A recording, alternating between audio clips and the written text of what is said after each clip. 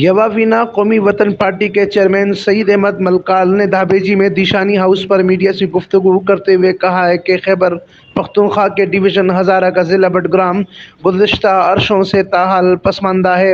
अवामी नुमाइंदा वादा करते हैं पर पूरा नहीं होता। खैबर पख्तूनख्वा में स्वात और बडग्राम का मौज़ना नहीं हो सका। वज़ीर आला सिर्फ अपने क़ुर्ब जवार के अज़ला और शहरों को देखते हैं, लेकिन डिवीज़न हज़ारा और इसके अज़ला की खबर तक नहीं लेते।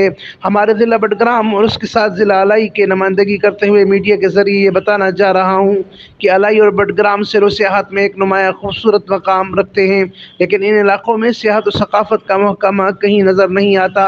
अगर यहाँ तवज्जो दी जाए तो मकामी लोगों को बेहतर रोज़गार मिल सकता है और कौमी ख़जाने को भी फ़ायदा होगा। मज़कूरा ज़िक्र करदा अज़ला की पसमानदगी का खात्मा हो, स्कूल, कॉलेज, यूनिवर्सिटी समेत सेहत मराकज़ की तामीर और तरक्की हो ताकि वहाँ के आवाम को बुनियादी सहूलियात मिल सके।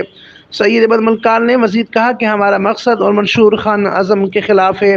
गरीब आवाम को अब खान आज़म सरदाराना निज़ाम के ख़िलाफ़ मुत्तहिद होना होगा, जिसकी अक्कासी शऊर व तालीम के ज़रिए नज़र आ रही है।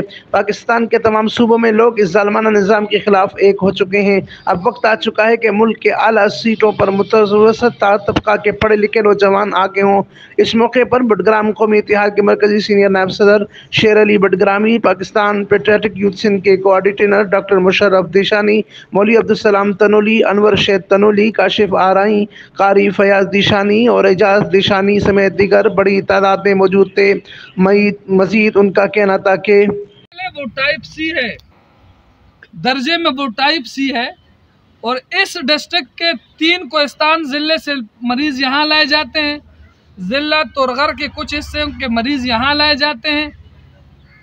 मानसेरा के कुछ यूनियन काउंसिल्स के लोग वहाँ जाते हैं, लेकिन आलम यह है कि वो आज भी टाइप सी दर्जे का हॉस्पिटल है।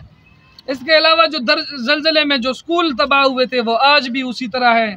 वहाँ की पुलिस नफरी कम थी, हम अदालत भी गए, बहुत दफ़ा आवाज़ भी उठाई। उम्मीद है कि वो नफरी पूरी होगी, लेकिन वहाँ यूनिवर्सिटी नहीं है। बडग्राम का कॉलेज आज भी पोस्ट ग्रेजुएशन के लिए बडग्राम में कुछ नहीं है। बडग्राम का कॉलेज आज भी डिग्री कॉलेज है। बाकी अजला को देख लें तो आपको एक एक ज़िले में 10-12 कॉलेजेस नज़र आते हैं। वहाँ टेक्निकल और वोकेशनल सेंटर्स होते हैं, वहाँ कॉमर्स कॉलेजेस होते हैं, वहाँ मेडिकल कॉलेज, इंजीनियरिंग यूनिवर्सिटीज़ बन गई हैं। 1991 में बनने वाला ज़िला आज भी यूनिवर्सिटी से महरूम है, पोस्ट ग्रेजुएट कॉलेज से महरूम है। Amin Farooqui, fire stone news network, Thatta Sindh.